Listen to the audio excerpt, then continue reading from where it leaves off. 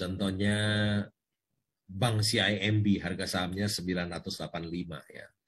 Nilai buku per sahamnya itu 1647. Jadi price to book hanya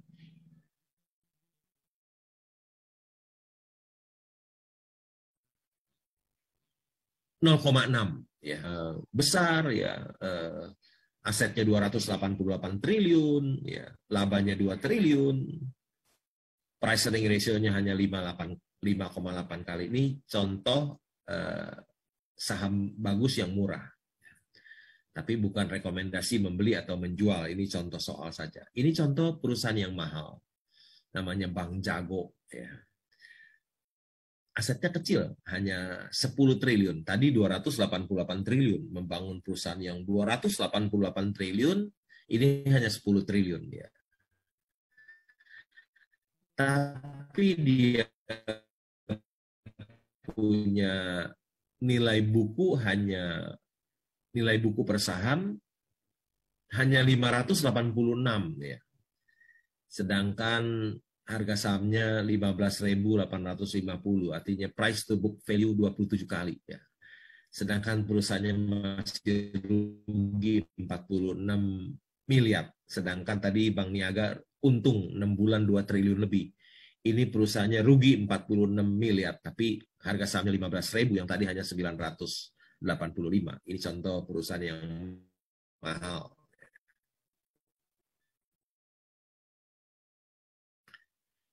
Saya ketiga, nomor 3 di Indonesia, ya PT Kideko Jaya Agung. Tahun 2016 harga batu bara rendah sekali, tidak seperti sekarang lagi all time high $180 per ton. Ini waktu itu $50 per ton ya, tahun 2016. Harga sahamnya turun ke seratusan. Padahal kalau kita lihat nilai buku per saham itu masih 600, ekuitasnya itu modalnya masih $667 juta. Kalau kita kali 14, jumlah sahamnya 5,2 miliar lembar. 5,2 miliar lembar kalau kali 100 baru 520 miliar. Kita membeli perusahaan tambang batu bara ini 520 miliar, tapi perusahaan ini masih punya modal 10 triliun. Berarti ini salah harga sekali ya. Nilai buku per sahamnya 1.600, harga sahamnya 100. Jadi price to book hanya 0,0, nggak sampai 0,1 ya, 0,06. Murah sekali. Kemudian saya mendapatkan perusahaan yang bagus dan murah. Saya dari Amerika, MBA. Dia dengan tulus mengatakan kepada saya, Pak, jangan beli, Pak. Tambang batu bara masa depan suram, Pak. Ya. Untung saya tidak mengikuti nasihat dia. Dia tulus, ya, supaya dia khawatir saya kehilangan uang. Tapi saya bilang, nggak apa-apa, beli aja. Saya beli di harga 100-an. Kemudian saya jadi pemegang saham terbesar, nomor 4 di Indika Energy. 2 tahun kemudian harga batu bara yang $50 menjadi $100 ya. Dan harga sahamnya pun naik ya, menjadi 4.500 ya. Saya mendapatkan keuntungan yang sangat besar sekali. Dalam 2 tahun investasi saya naik 4.000% ya. Invest in bad time and sell in good time, and you will get it ya. Ini kalimat bisa bikin kita invest in bad time, berinvestasi di waktu yang tidak baik ya. Dan jual di waktu yang baik, dan kamu akan jadi kaya. Waktu situasi tidak baik kita membeli, semua barangnya jadi murah ya. Semua orang pada nggak mau, jadi kita dapat barang murah. Kita bisa dapat Mercy yang dijual harga Avanza. Di dunia nyata tidak ada orang sebodoh itu yang mau menjual Mercy-nya di harga Avanza, tapi di bursa banyak. Ya. Banyak orang yang bodoh, yang tidak rasional, yang menjual Mercy-nya di harga Avanza. Kita hanya bisa membeli Mercy di harga Avanza hanya di Bursa Efek Indonesia, di bursa saham. Kita simpan dan satu hari situasinya membaik, kita jual dan kita jadi kaya. Saya juga pernah membeli Indakiat ya, dari harga 1.000. PI-nya cuma harga 1.000, labanya juga 1.000 per saham. Jadi price earning ratio 1 kali. Jadi saya borong saham itu. Tahun 2017 saya membeli saham Indakiat di harga 1.000. Sekarang naik ke 20.000. Saham Indakiat telah memperkaya saya, teman-teman saya yang mengikuti saya, dan investor-investor saham yang memilikinya.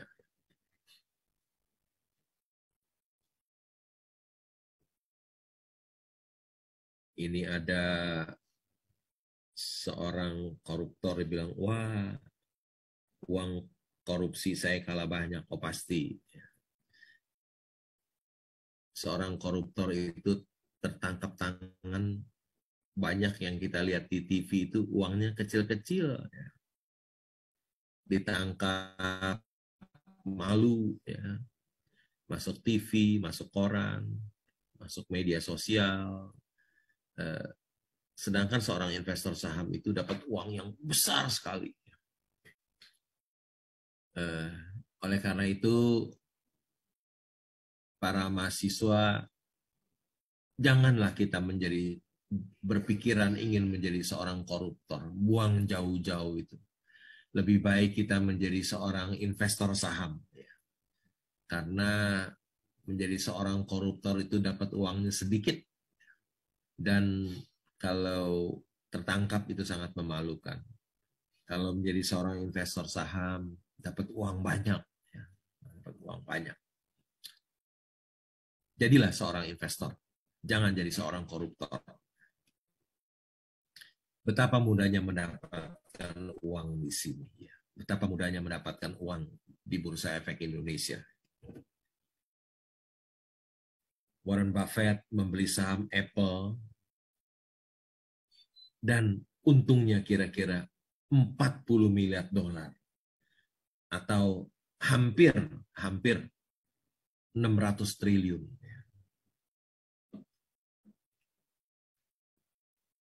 Coba bayangin mau dagang apa ya yang bisa untung 600 triliun. Hanya Warren Buffett yang beli saham Apple, disimpan, dan harga sahamnya naik, dan untungnya 600 triliun. Coba mau dagang apa? Bisa labanya 600 triliun. Mau dagang pisang goreng. Waduh, mesti jual pisang gorengnya berapa juta ton. Luar biasa ya Warren Buffett. Beli saham, disimpan, tidak ngapa-ngapain, tidak kerja keras, totalnya menghasilkan keuntungan 600 triliun. Ini ciri-ciri. Nah, itu tadi betul-betul peluang, ya peluang. Peluangnya nggak tanggung-tanggung. Hanya membeli satu saham dapat 600 triliun. Itu peluang. Ini peluangnya. Mana ada peluang membeli sesuatu untungnya 600 triliun. Hanya beli saham seperti Warren Buffett. Ini peluang. Dimanapun susah cari loh dapat uang 600 triliun dengan begitu mudahnya. Ya. Peluang itu peluang di bursa saham. Ciri-ciri investor saham yang hebat.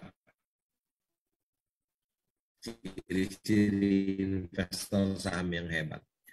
Sangat banyak orang yang cari member. Ayo kamu mau nggak masuk jadi member premium, bayar sebulan berapa? Kalau dia ada orang seperti itu, saudara nggak usah ikut, lari aja yang jauh, yang cepat, hindari dia. Karena kalau orang yang hebat, dia tidak akan cari uang dari member premium. Ngapain buka-buka member premium?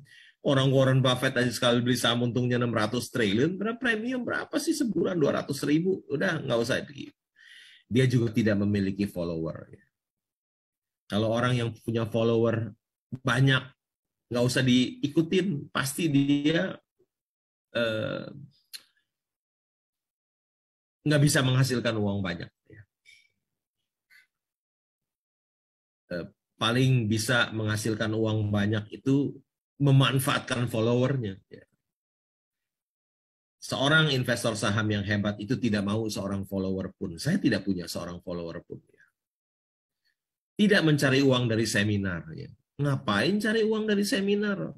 Orang sekali beli saham aja Warren Buffett sekali untung 600 triliun. Seminar berapa duit ya? Jadi kalau orang cari uang dari seminar, hindari dia. Dia bukan orang yang hebat. Di dalam bukan investor saham yang hebat. Tidak mengelola uang orang lain. Kalau dia mau kelola uang saudara, pergi saja. Ya. Kalau dia orang hebat, investor saham yang hebat, dia tidak mau kelola duit orang. Kelola duit sendiri aja. Ngapain kelola duit orang? Kelola duit sendiri aja. Kalau dia mau kelola duit orang, tandanya dia bukan orang yang hebat. Beli saham berdasarkan fundamental, bukan berdasarkan technical atau hal-hal yang lain. 90% hartanya di saham, bukan di properti. Kalau orang yang hebat di saham, tanda-tandanya apa? Hartanya semua di saham. Kalau hartanya cuma sedikit di saham, terus semuanya hartanya banyak di properti, dia bukan investor yang saham yang hebat. Bukan. Pasti bukan. Ya, ciri-ciri tanda-tanda seorang investor yang saham yang hebat itu ada 6. Ya. Kalau nggak ada kriteria 6 ini, dia bukan seorang investor saham yang hebat. Jangan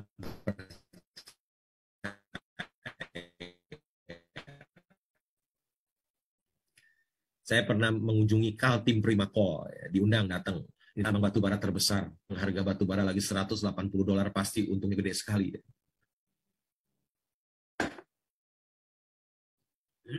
Nah ini di salah satu pitch-nya ya, Kaltim Primakol. Ke sana naik pesawat kecil. Langsung ke tambangnya karena tambangnya punya airport sendiri.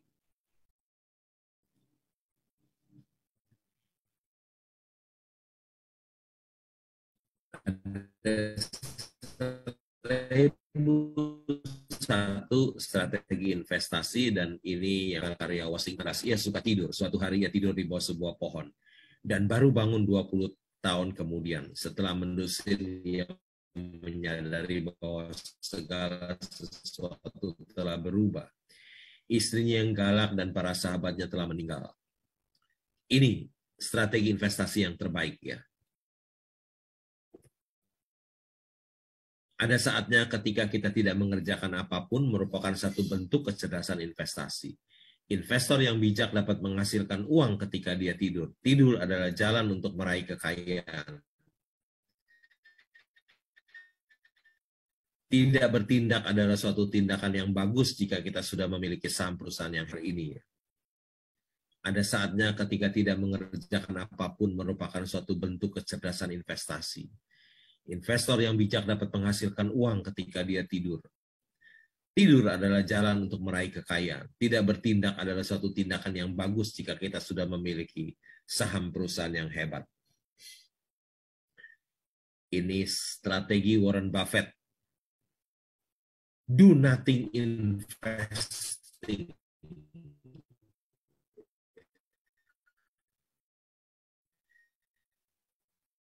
Do nothing investing artinya tidak mengerjakan apapun. Tidur aja. Or do nothing investing. Mereka tidak melakukan apapun. Strategi investasi Warren Buffett, tidur itu kaya. Our portfolio show little change. We continue to make more money when snoring than when active. Dikatakan portofolio sahamnya Warren Buffett itu hanya berubah sedikit. A little change. We continue to make more money when snoring than when active. Kita mendapatkan uang lebih banyak ketika ngorok daripada kita sedang aktif. Ya, ini pun adik-adik mahasiswa nggak pernah dengar ini.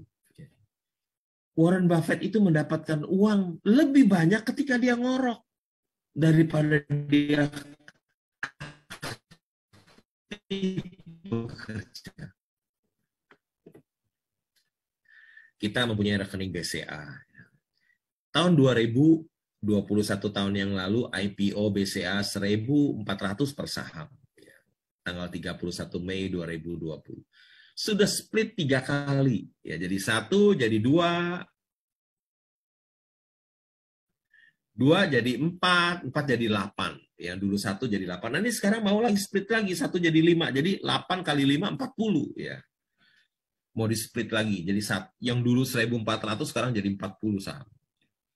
Sekarang harga sahamnya 32.800 tanggal kemarin. Jadi 32.800 kali 8 itu 262.400. Untungnya berapa? 18.642%. Ini peluang. Ini peluang. Kalau kita membeli BCA, kita dapat peluang yang sangat bagus. Ini bukan rekomendasi membeli atau menjual. Ini contoh saja tentang peluang. Kalau kita beli 1.400, saham BCA 21 tahun yang lalu, sekarang jadi 262.400. Kalau kita membeli saham ini 1,4 miliar, ya, kita beli saham BCA 1,4 miliar, itu 1 juta saham. Sekarang jadi 262 miliar. Ini bukan hayalan, impian kosong, bukan. Ini kisah nyata. Boleh tanya orang BCA semuanya, benar apa enggak perkataan saya. Beli 1.400 per saham, 21 tahun kemudian jadi 242.400. Kalau kita beli 1 juta saham, 1,4 miliar, kita tidur saja, uang kita jadi 262 miliar, 400 juta. Ya. Ini peluang menjadi kaya dari investasi saham BCA. Ini Jeff Bezos, orang terkaya di dunia nomor 1. Ya. 172.000% returnnya. Ya. Kalau kita beli saham Amazon. Ya. In 1997, a couple bought 2 shares of Amazon for their 12-year-old son. Fast forward 24 years and those 2 shares are now worth 81.000. Ya.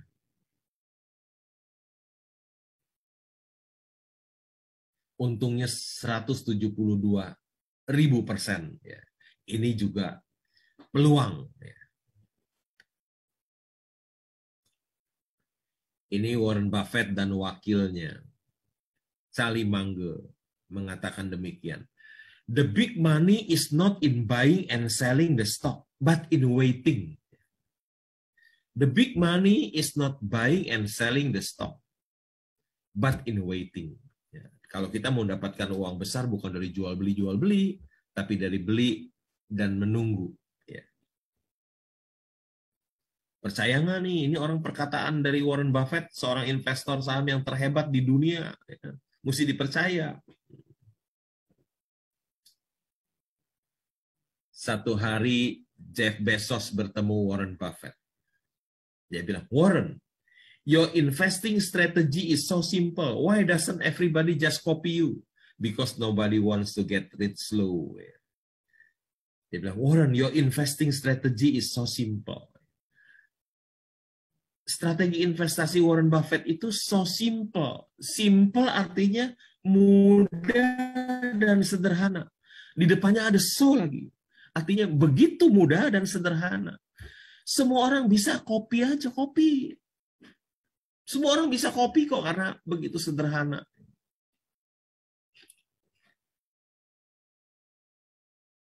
Gampang loh menjadi orang yang kaya di bursa saham itu. Karena strategi investasi sangat sederhana. Beli wonderful company, kemudian tidur. Itu aja.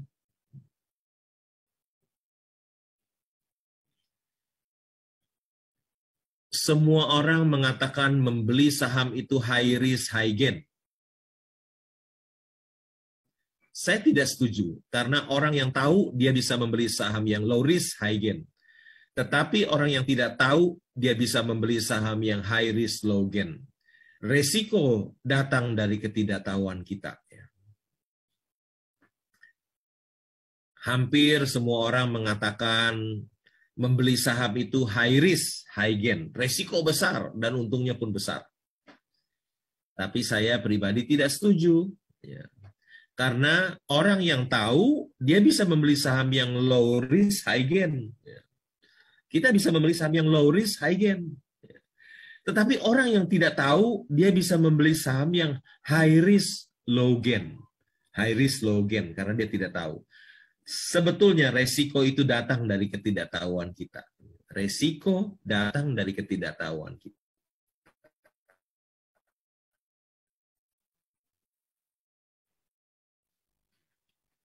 Ini ada Rudi Hartono, ya. Kita tahunya sekarang apa? Gracia Poli, ya, sama Afriliani. Tapi ini zaman dulu Rudi Hartono. Ya. Apa rahasia kesuksesan Rudi selain berteknik tinggi dan bermental juara? Rudi selalu siap bertanding dalam waktu yang panjang. Investor saham bisa disamakan dengan atlet, tidak sekedar punya teknik skill yang bagus dalam memilih saham, tapi juga stamina atau staying power. Ya. Saya tidak mempunyai hutang. Kenapa saya tidak mau berhutang? Karena orang yang berhutang ketika krisis datang seperti pandemi COVID-19 akan mengalami kesulitan dan kebangkrutan. Tetapi orang yang tidak mempunyai hutang akan kuat bertahan. Di dalam analisa saham ada dua pendekatan, technical dan fundamental. Analisa fundamental memperhatikan kondisi kandang dan kesehatan sapinya. Sapi adalah analogi untuk perusahaan dan kondisi kandang adalah kondisi pasar modal. Analisa teknikal hanya memperhatikan pergerakan ekor sapi. Ekor adalah analogi untuk harga saham. Baginya kondisi kandang dan sapinya tidak penting, bahkan mungkin dia tidak peduli apakah sapinya sakit atau lagi bete. Yang penting ekornya bergerak naik turun. Ya. Ini buku Intelligent Investor yang pernah dibaca oleh Warren Buffett, karangan gurunya Bayham. Di situ ada dikatakan tentang technical, pendekatan teknikal. Dia bilang, we do not hesitate to declare that this approach is as fallacious as it is popular. Ya. Kami tidak ragu untuk menyatakan bahwa pendekatan teknikal itu fallacious. Fallacious itu artinya tidak benar, keliru, dan menyesatkan.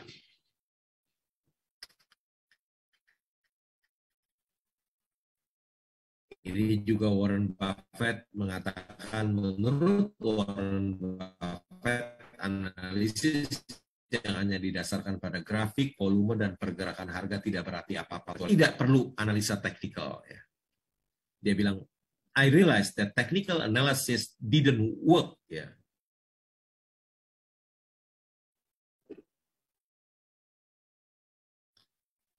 Ini saya pernah diminta untuk membuka perdagangan bursa efek, ya. Ya, saya juga pernah mendapatkan penghargaan, ya. Di sebelah saya itu Menteri Kesehatan Budi Sadikin yang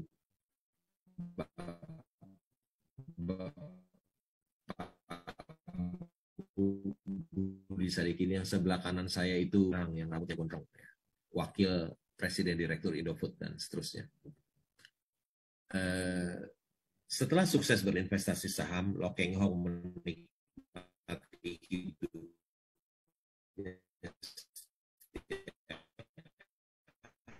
hari duduk di taman dari pagi hingga malam dan melakukan 3 hal, arti statistik pasar modal. Ya. Karena penulis buku itu dan yang gambar tidak pernah ke rumah saya, jadi gambarnya keliru, keuangan, lihat TV, Bloomberg, CNBC, dan lain-lain.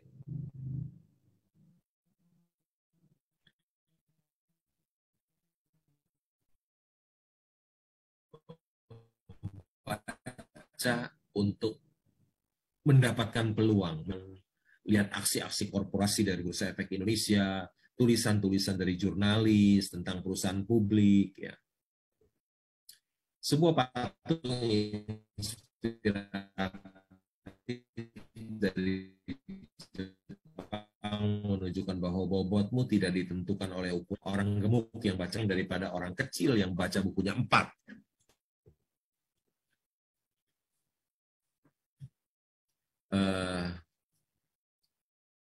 Ada pepatah bahasa Indonesia mengatakan membaca adalah jendela dunia. Dalam bahasa Mandarin pun ada pepatah mengatakan Suli Zi Yu Huang Jing U, artinya di dalam buku ada rumah emas. Ya. Orang yang banyak membaca, dia jadi banyak tahu. Orang yang banyak tahu, dia dekat dengan kepintaran. Orang yang dekat dengan kepintaran, dekat dengan kekayaan. Warren Buffett bilang, you have to read Jillian Corporate Annual Report and their financial statement. Ya. Kamu harus membaca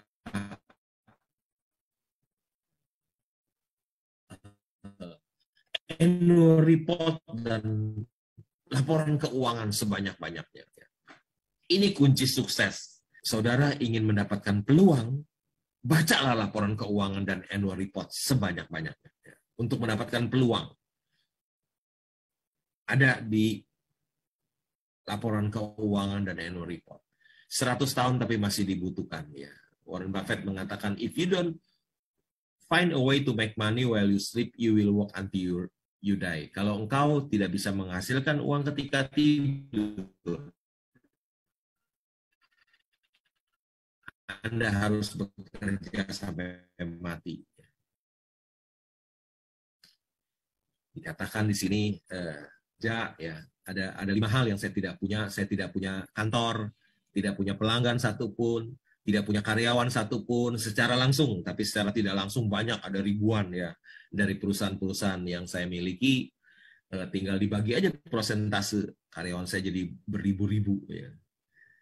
Tapi secara langsung saya tidak punya karyawan seorang pun, tidak punya bos satupun, tidak punya partner satupun, dan tidak punya hutang 1 rupiah pun. Ya.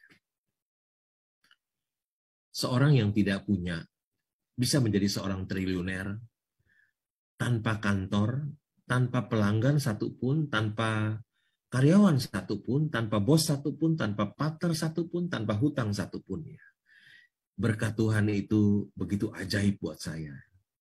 Saya orang yang tidak punya bisa menjadi seorang triliuner tanpa itu semua. Berkat Tuhan itu begitu besar dalam hidup saya. Punya harta melimpah ada satu hal yang tidak bisa dibeli oleh miliarder ini. Warren Buffett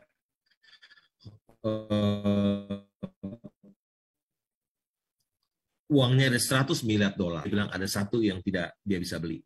Apa itu? Dia bilang dia tidak bisa beli waktu. Waktu bukan uang. Waktu lebih bernilai daripada uang. Uang yang kita belanjakan bisa kita cari lagi, tapi waktu kita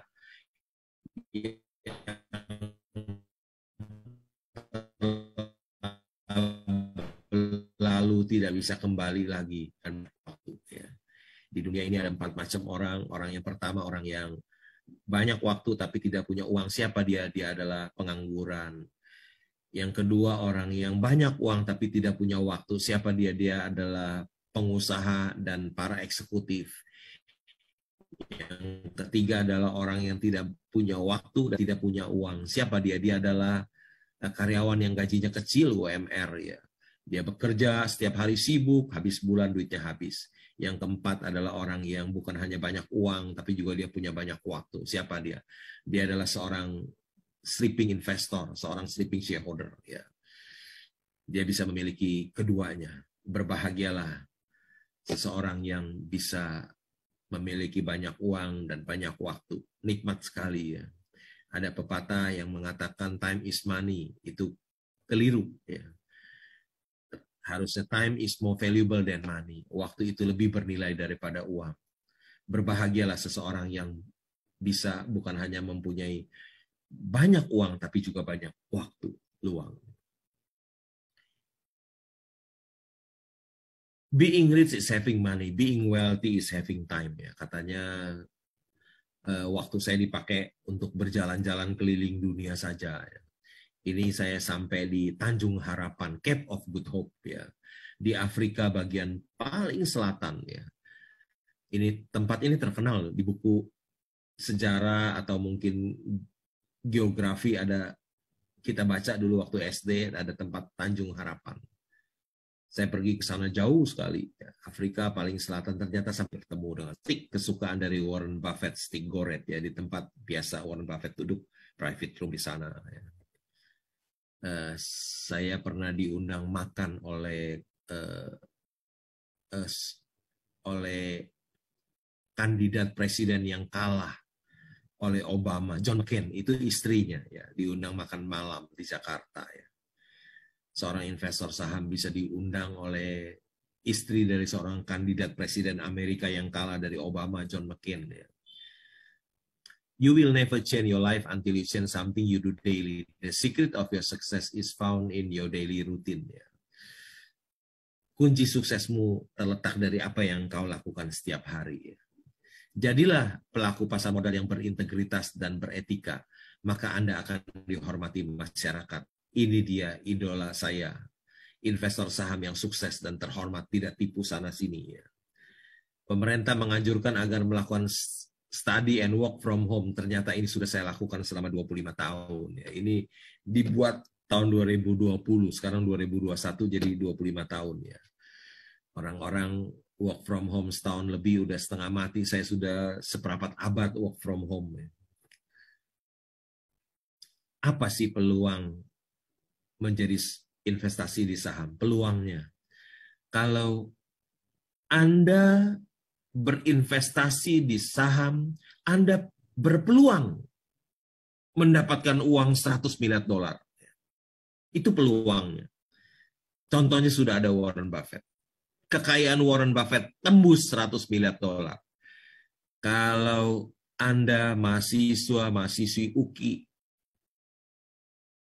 bertanya apa peluangnya berinvestasi di saham, peluangnya Anda berpeluang mendapatkan kekayaan 100 miliar dolar. Kalau Warren Buffett bisa mendapatkan 100 miliar dolar, Anda pun bisa. Itu peluangnya. Anyone who is not investing now is missing a tremendous opportunity. Carlos Slim pernah jadi orang terkaya di dunia. Ya. Dia pernah mengatakan, siapapun yang tidak berinvestasi sekarang kehilangan kesempatan yang luar biasa. Ya. Saya pikir waktunya sudah lewat banyak nih. Ya, saya sudah lewat banyak sekali. Saya akhiri presentasi saya sampai di sini. Semoga bisa bermanfaat dan bisa memberikan inspirasi bagi adik-adik mahasiswa semuanya. Sekian, terima kasih. Saya kembalikan kepada Pak Indra Gunawan. Halo, terima kasih sekali. Waduh, saya semakin mendengarkan lama semakin menyesal. Waduh, nggak ngapain dari dulu ngumpulin duit untuk beli saham gitu Pak ya. Tapi saya pikir ini suatu hal yang luar biasa yang kita dengarkan dari Pak Lo. Original, genuine, langsung pengalamannya begitu dahsyat. Pak Lo, ada beberapa pertanyaan dari para peserta malam hari ini. Mungkin nanti bisa mendapatkan jawaban langsung dari Bapak gitu ya. Ya, silakan Pak. Ya. Dari Pak Yusuf Rombe, dia bilang bahwa mata uang Indonesia, rupiah, adalah salah satu mata uang dalam kategori soft currency, mata uang yang lemah yang mungkin mudah terdampak oleh mata uang yang lain. Tetapi Pak Lo tadi bilang bahwa Pak Lo lebih memilih berinvestasi di Indonesia, bursa saham Indonesia, bukan di bursa saham lain, mungkin misalnya Nasdaq atau New York Stock Exchange atau di mana gitu. Mohon tanggapannya Pak. Itu yang pertama. Kemudian ada salah satu penanya yang menyatakan bahwa mengapa saham Unilever terus turun? Padahal tadi Bapak sampaikan bahwa ini adalah perusahaan yang luar biasa. Mungkin itu dulu Pak Lo, mohon tanggapannya. Terima kasih. Ya, saya tadi mata uang yang lemah ya, tapi saya tidak berani pegang dolar karena biasanya kan tadi saya sudah jelaskan, orang yang pegang dolar itu biasanya suka mengharapkan yang buruk yang terjadi. Ya. Kalau sesuatu yang buruk terjadi, tentu rupiah jadi melemah dan dia jadi untung dia pegang dolar. Saya khawatir saya jadi orang seperti itu, jadi mengharapkan yang buruk terus, jadi saya nggak berani pegang dolar. Meskipun saya tahu dolar selalu menguat terhadap rupiah.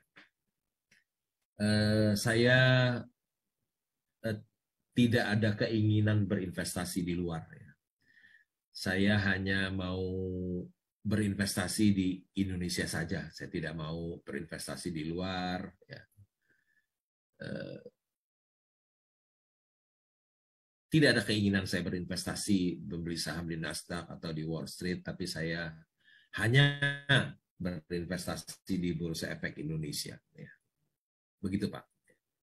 Terima kasih Pak Lo. Penanya yang lain dari Pak Stephen Mesa, Pak. Dia bilang bahwa sekarang ini kan era teknologi. Sehingga kalau kita lihat saham-saham di Bursa Indonesia pun yang berbau teknologi, ini naiknya dahsyat. Kayak Bank Jago, kemudian ada juga sekarang mungkin Bukalapak juga baru rilis. Tanggapan Pak Lo gimana? Apakah ini sesuatu yang buat Pak Lo saham teknologi, ini adalah atau hal yang berbau digital itu suatu hal yang menarik atau seperti apa? Mohon tanggapannya Pak Lo. Terima kasih. Saham teknologi itu selain saya tidak kuasai, ya saya kan gaptek, saya ngetik di komputer aja belum bisa, seumur hidup berapa pernah. Ini dibantu anak saya ya, yang ada di samping saya menemani saya. Kedua, saham teknologi itu saya lihat valuasinya mahal-mahal sekali, mahal sekali. Saya tetap lebih senang berinvestasi di all economy, ya, saham-saham yang tambang batu bara, punya petrosi, coal mining contractor, yang saham-saham yang PE-nya rendah, yang price to book-nya rendah. Saya nggak mungkin tadi beli Bank Jago yang price to book 27 kali, ya nggak mungkin. 27 kali aset 10 triliun, sedangkan ada Bank CIMB price to book hanya 0,6. Tadi 27 kali, ini hanya 0,6. Terus perusahaannya udah untung 2T, Bank Jago rugi, harga sahamnya tadi 15.000, nggak mungkin saya beli. Ya. Saya tetap tidak mau ikut-ikutan. Ya. Orang lain beli, silakan beli. Ya. Tapi saya tidak mau.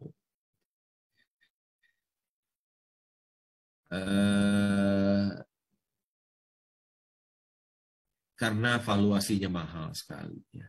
Kenapa? Sedangkan Bank CIMB asetnya 288 triliun, emang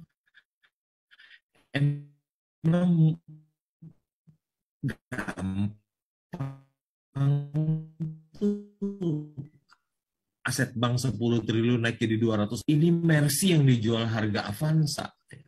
Bukan sebaliknya, Avanza yang dijual harga Mercy. Jadi saya tetap tidak mau sentuh saham teknologi, tapi kalau saudara mau sentuh, orang-orang sentuh silakan saja. Ya. Saya tetap tidak mau investasi yang valuasinya mahal, karena itu sangat beresiko buat saya. Saya selalu adalah orang yang menghindari resiko, cari aman. Saya selalu investasi yang low risk, high gain. Saya tidak high risk, low gain. Tidak mungkin saya membeli saham yang price to book 27 kali. Kalau ada yang bank yang besar hanya 0,6. Demikian jawaban saya, Pak. Gitu, Pak Indra. Baik, terima kasih Pak Lo. Menarik sekali ya apa yang disampaikan Pak Lo bahwa tadi ada satu pertanyaan saya lupa jawab. Unilever ya, Pak? Iya, betul Pak. Oh iya. Unilever Lupa saya. bagus tapi kalau dia Unilever itu valuasinya perusahaannya sangat bagus kan. Perusahaannya sangat bagus dengan ROE 140%.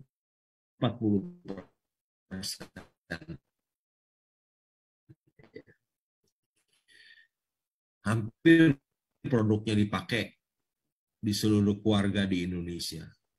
Tapi kenapa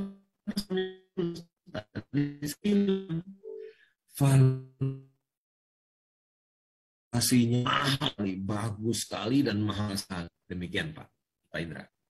Baik, terima kasih Pak Lu. Begitu Menarik Pak sekali Indra. ya. Baik Ya. Pak Lu. Menurut saya penjelasan Pak Lu sangat menarik bahwa Pak Lu sangat konsisten bahwa pertama di perusahaan yang benar-benar Bapak tahu saja Bapak mau masuk. Tadi walaupun perusahaan teknologi lagi booming begitu Pak ya. Bahkan kalau kita bicara di Nasdaq Stock Exchange gitu ya. Bank, Facebook, Apple, Amazon, Netflix, Google ini punya valuasi sekitar lebih dari 3 triliun US dollar gitu ya, lebih dari 10% dari US stock market. Dan kalau di Indonesia tadi ada beberapa perusahaan teknologi yang mulai ada di pasar, ada Bang Jago dan macam-macam lah itu. Tapi Bapak tetap konsisten bahwa kalau tidak terlalu mengerti industrinya dan perusahaannya mungkin lebih baik stay away begitu Pak. Terima kasih Pak. Ini ada pertanyaan lagi Pak dari Ibu Yunita Permatasari. Mungkin terkait dengan kasus yang lagi hot Pak, Evergrande di Cina, perusahaan konstruksi nomor 2 di Cina yang lagi gagal bayar gitu Pak, bangkrut. Ada tanggapan Pak, kira apakah dia bertanya apakah kondisi ini akan bisa mempengaruhi bursa efek Indonesia Pak? Mohon tanggapannya Pak. Apa tadi Pak pertanyaannya Pak? Evergrande perusahaan konstruksi nomor 2 di RRT yang Bisa diulang? Lagi kolaps gagal bayar nih Pak. Apakah mungkin kondisi di Cina di Evergrande itu ya. Ya, apakah bisa mungkin mempengaruhi kondisi bursa Indonesia Pak? Mohon tanggapannya Pak.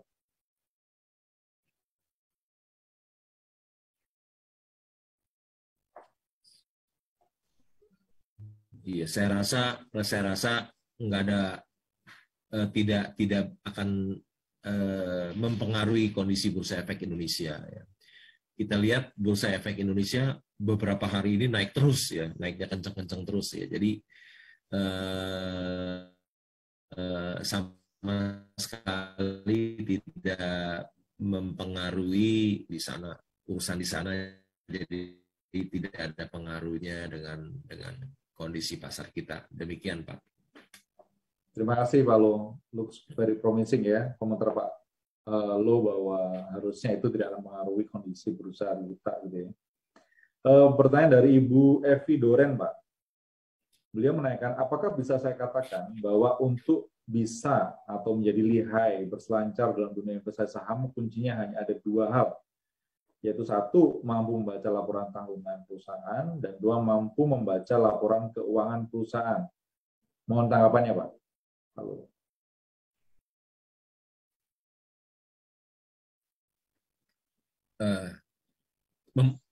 Mampu membaca laporan keuangan itu sangat penting ya, sangat perlu ya. Ya, jadi kita tahu berapa penjualannya, berapa labanya, berapa hutangnya, berapa modalnya, berapa kasnya, berapa profit marginnya, berapa nilai buku per sahamnya, berapa price earning ratio-nya, itu sangat penting sekali dan harus kita bisa membacanya, harus mengetahuinya. Tetapi itu saja tidak cukup, jadi kita juga harus tahu tentang tata kelola perusahaan, manajemennya seperti apa, apakah perusahaan ini dipimpin orang yang jujur dan berintegritas. Kita juga harus tahu bisnis perusahaannya apa, bisnisnya bagaimana, apakah bisnisnya bidang usahanya buruk atau bagus ya. Jadi kita bisa valuasinya juga kita lihat ya. Kalau kita membeli Unilever yang perusahaannya sangat bagus tapi valuasinya mahal, ya juga bisa turun gitu. Demikian Pak, jadi membaca laporan keuangan itu satu keharusan, tapi pengetahuan kita tentang tata kelola, tentang usaha perusahaan, apakah ini usahanya biasa-biasa saja, apa ini perusahaannya wonderful company ya. Jadi kita juga harus tahu ya. Begitu Pak Indra. Terima kasih Pak Lo. Jadi Bu Evi, jadi nggak cukup cuma 2 ya Bu, ternyata banyak hal yang kita harus baca nih untuk menjadi sukses. Ada satu pertanyaan lagi Pak Lo dari Pak Triwinarto. Dia ingin bertanya, bagaimana caranya menjadi investor yang tahan banting? Ini kayaknya dia sering dibanting sehingga mau nanya nih apa nih rahasianya untuk menjadi investor tahan banting? Apa kita harus mempunyai dana awal yang besar sehingga kalau sahamnya lagi jatuh kita masih punya backup, mungkin bisa average down atau gimana begitu. Dan ini pertanyaan yang mungkin agak sensitif nih Pak. Dan mohon diinfokan saham yang direkomendasikan dalam kondisi pandemi COVID-19 ini Pak. Mohon tanggapannya Pak Lo. Dipersilakan Pak. Jadi satu adalah bagaimana kita bisa menjadi investor yang tahan banting. Kalau tahan banting ya Pak. Jadi kalau kita tahu apa yang kita beli, kita jadi tahan banting.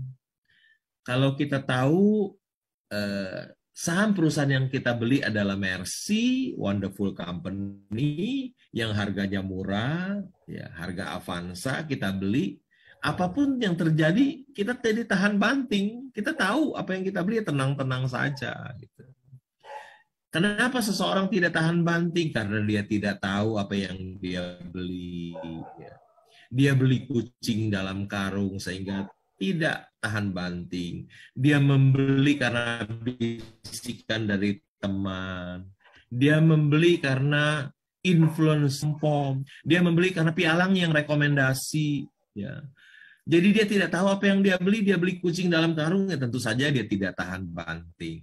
Tapi kalau dia tahu apa yang dia beli, ini adalah wonderful company yang dia beli, harganya murah sekali, apapun yang terjadi, dia tetap tenang dan tahan banting. Demikian Pak Winarto. Ya. Terima kasih Pak Lo. Jadi Pak Triwinarto, jadi santai-santai saja, walaupun kondisi berat begitu, tapi yang penting kita sudah tahu bahwa perusahaan ini adalah yang terbaik begitu ya. Dengan harga yang juga bagus ya Pak. Kalau bagus tapi harga mahal juga pusing juga. Ya, jadi Ada kita tenang aja, tahan banting. pertanyaan satu lagi Pak dari Pak Dedi Nababan. Dia bertanya begini. Saat ini banyak juga dengan adanya teknologi baru, di mana ada sistem trading robot untuk saham. Nah, mohon tanggapannya Pak terkait dengan trading saham dengan robot Pak. Silakan Pak. Saya tidak percaya robot bisa membantu kita menjadi kaya. Saya tidak percaya. Kalau robot itu hebat, bisa membuat kita seseorang jadi kaya, nggak mungkin orang yang ciptain mau jual. Ngapain dia jual robotnya, dia pakai sendiri aja. Kenapa dia jual? Karena dia sendiri nggak yakin itu bisa bikin kaya. Jadi dia jual, dia cari uang dari jual robot. Bukan dari robot itu bisa membantu dia memilihkan saham, bukan. Jadi saya orang yang tidak percaya dengan robot. Kalau robot itu hebat, si penciptanya nggak bakalan mau jual. Dijual berapa juta? Aduh, sayang dong jual.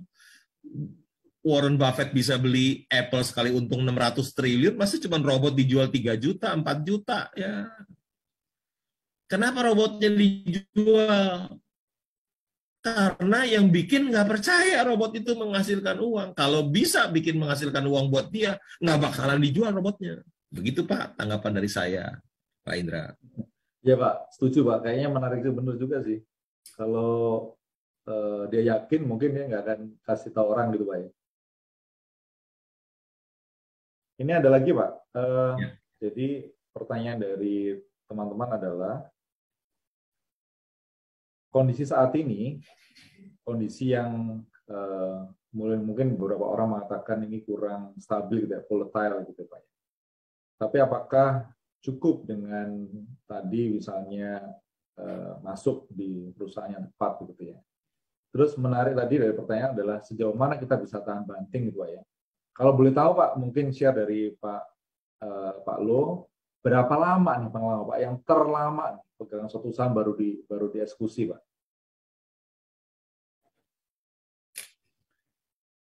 Terlama ya Pak ya.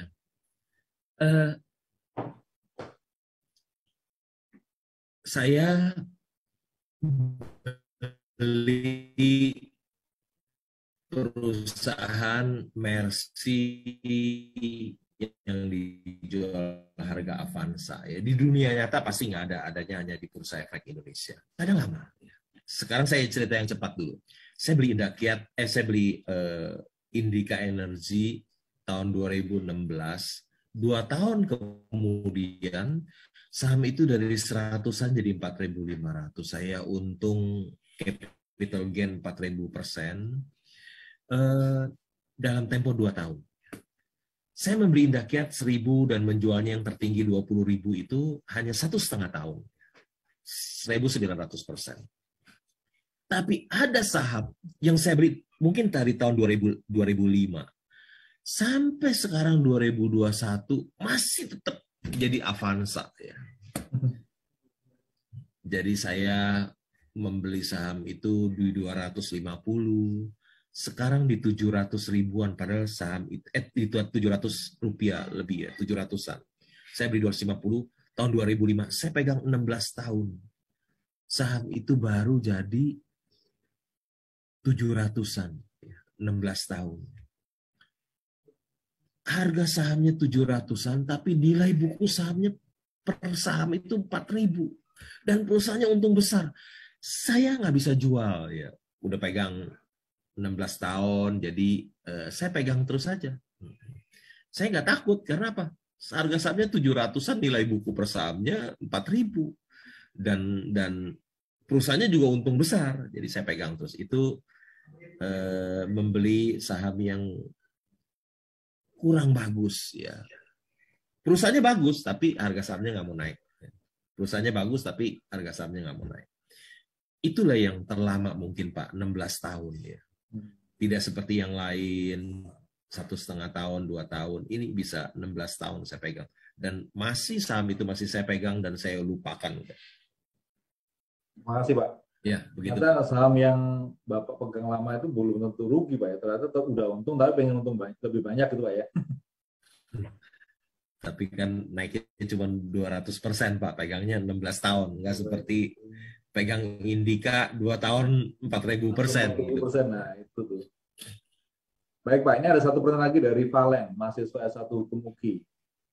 Banyak perusahaan yang terkesan bagus dan dikenal banyak masyarakat, namun keuangannya sebenarnya tidak baik, bahkan merugi, namun sangat sering diperdagangkan. Namun ada perusahaan yang tidak begitu terkenal, akan tetapi keuangannya sangat baik. PER dan PBB-nya juga tergolong masih rendah dari tahun ke tahun, akan tetapi harganya stagnan dan bahkan sulit diperdagangkan. Gimana Pak pandangan Pak Lo terkait hal ini Pak? Perusahaan jelek, harga sahamnya naik. Ya. Perusahaan bagus, harga sahamnya nggak naik. Ya memang dalam jangka pendek bisa terjadi seperti demikian. Dalam jangka pendek bisa. Perusahaan yang rugi, harga sahamnya naik. Perusahaan yang untung, harga sahamnya tidak naik. Dalam jangka pendek bisa terjadi demikian. Tapi dalam jangka panjang,